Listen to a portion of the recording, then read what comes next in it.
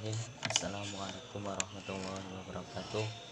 Di sini saya Denny Adiansa akan mempresentasikan makalah kami yaitu yang berjudul Tradisi Pesantren dalam Tantangan Arus Globalisasi. Yaitu yang pertama tentang pengertian pesantren.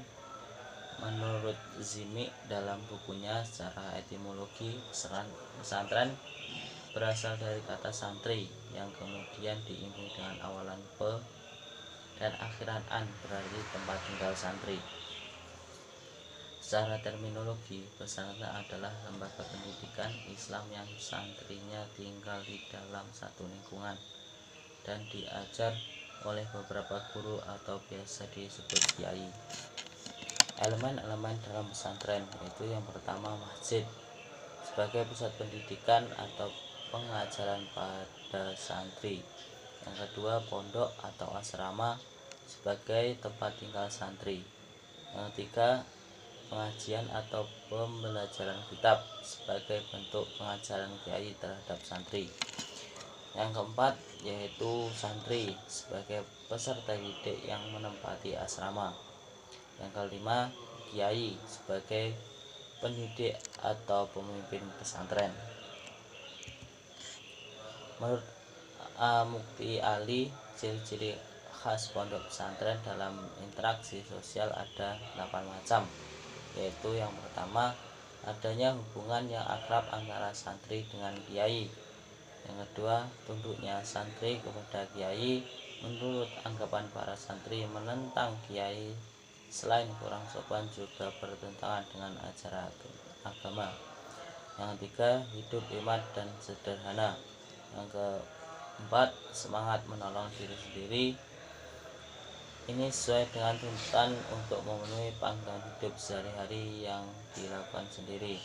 Yang kelima, tolong menolong dan semangat persaudaraan. Hal ini disebabkan oleh kehidupan yang merata dari para santri, juga karena harus mengerjakan pekerjaan yang sama.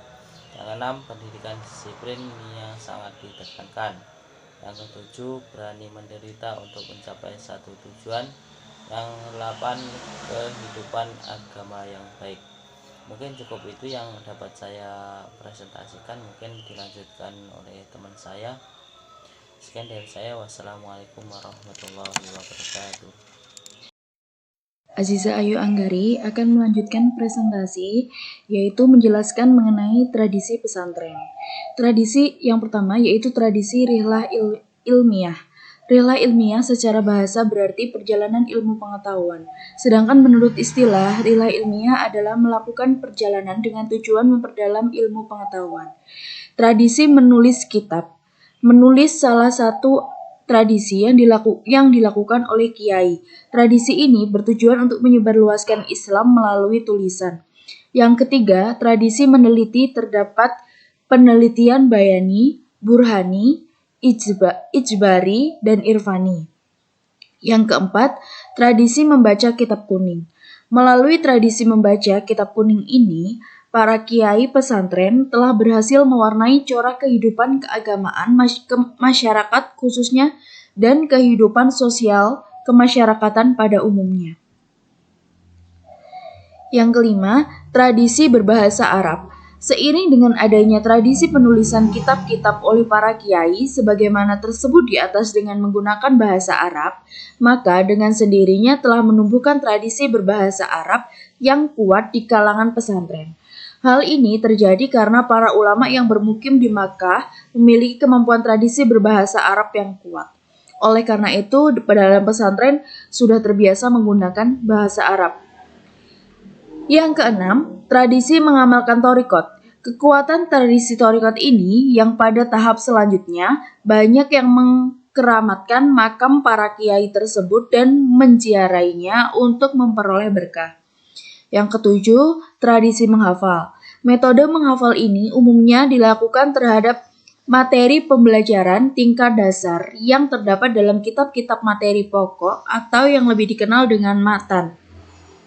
Dan yang terakhir, tradisi berpolitik.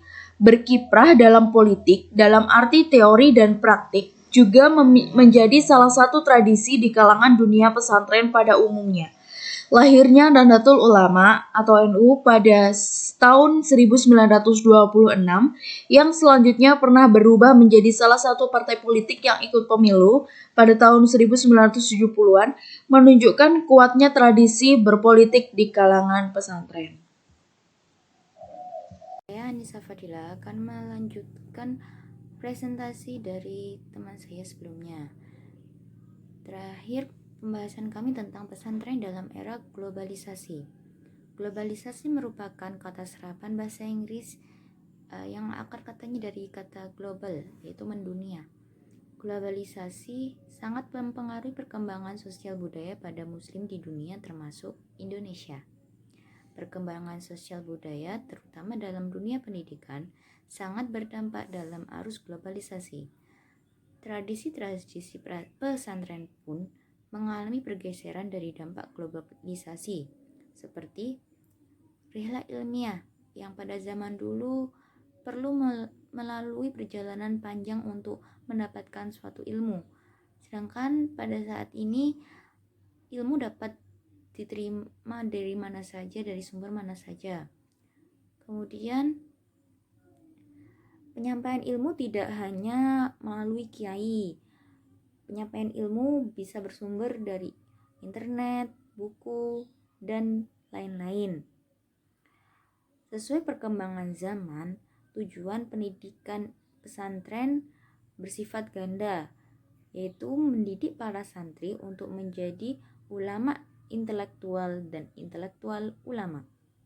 Arus globalisasi dalam dunia pendidikan Islam tidak hanya mengubah basis sosiokultural dan pengetahuan pada lingkungan santri saja. Hal ini juga berimbas pada umat Islam secara keseluruhan. Dalam menghadapi tantangan globalisasi yang demikian adanya, dunia pesantren sudah memiliki pengalaman yang panjang dan kaya. Secara singkat, akan dikemukakan sebagai berikut. Yang pertama, mengajarkan atau menyebarluaskan ajaran Islam kepada masyarakat luas. Kedua, mencetak para ulama yang berkualitas. Ketiga, menanamkan tradisi Islam ke dalam masyarakat. Dalam menghadapi arus globalisasi, pesantren melakukan inovasi terhadap kurikulum dan kelembagaan pendidikan. Keempat, dalam menghadapi budaya barat, pesantren diakui sebagai lembaga yang paling efektif dalam membentuk karakter bangsa. Sekian presentasi dari kelompok kami. Ada kurang lebihnya mohon maaf. Wassalamualaikum warahmatullahi wabarakatuh.